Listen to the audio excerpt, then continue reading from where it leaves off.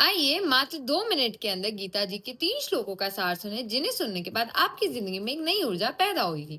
तो आज मैं चैप्टर 2 के श्लोक नंबर 12, 13 और 14 का सार बताऊंगी। इसके अंदर श्री कृष्ण भगवान अर्जुन से कह रहे होते हैं, न तो ऐसा है कि मैं किसी काल में नहीं था, तू नहीं था, अतः यह राजलोक नहीं थे, और न ऐसा है कि इससे आगे ये सब नहीं रहेंगे। तो श्री कृष्ण भगवान अर्जुन को समझा रहे हैं कि कैसे हर काल में भगवान भी थे, अर्जुन भी था, और ऐसे राजलोक भी थे और आगे भी होंगे। जैसे जीवात्मा की इस देह में बालकपन, जवानी और वृद्धावस्था होती है, वैसे ही अन्य शरीर की प्राप्ति होती है।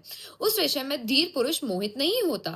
तो अब श्री कृष्ण भगवान अर्जुन को समझा रहे हैं कि जैसे एक देह की यानी एक बॉडी की बाल अवस्था, चाइल्डहुड और यंग या फिर जो ओल्ड एज होती है वो होती है, वैसे ही अन्य शरीर को भी प्राप्त होता है। और एक जो धीर पुरुष होता है, जो इसके पास पेशेंस होता है, वो इन सारी चीजों के बारे में नहीं सोचता।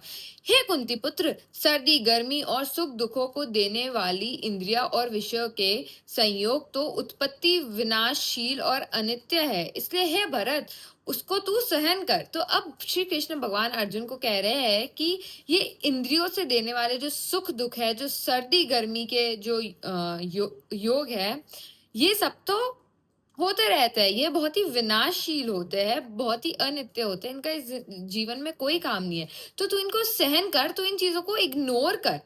आगे का जानने के लिए बने रहें।